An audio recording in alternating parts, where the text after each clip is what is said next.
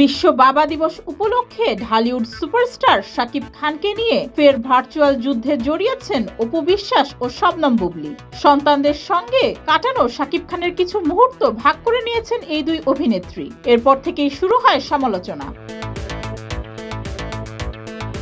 অপু বিশ্বাস আজ সকালে ফেসবুকে একটি ভিডিও শেয়ার করেন, যেখানে দেখা যায় তাদের সন্তান আব্রাহাম খান জয় শাকিব খানের কোলে বসে হারমোনিয়াম বাজিয়ে গান গাইছে। ক্যামেরার পেছন থেকে অপু প্রশংসা করছেন ছেলের প্রতিভার। শাকিব খুশিতে হাসছেন এবং বলছেন ভেরি গুড। ভিডিওর ক্যাপশনে অপু লিখেন, বাবা ছেলের এই সম্পর্কটায় যেন কারো কুনজর না লাগে।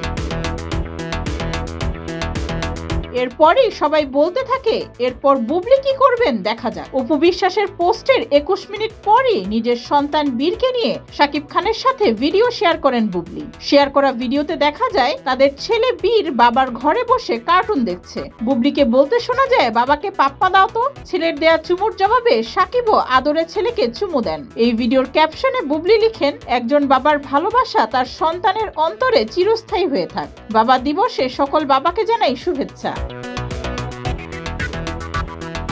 অপু ও বুবলীর এই পোস্টগুলোকে ঘিরে সমালোচনার ঝড় উঠেছে। সবাই বলছেন শাকিব খানকে নিয়ে অপু ও বুবলীর এই প্রতিযোগিতা কবে শেষ হবে। ডেস্ক রিপোর্ট, যুগের চিন্তা।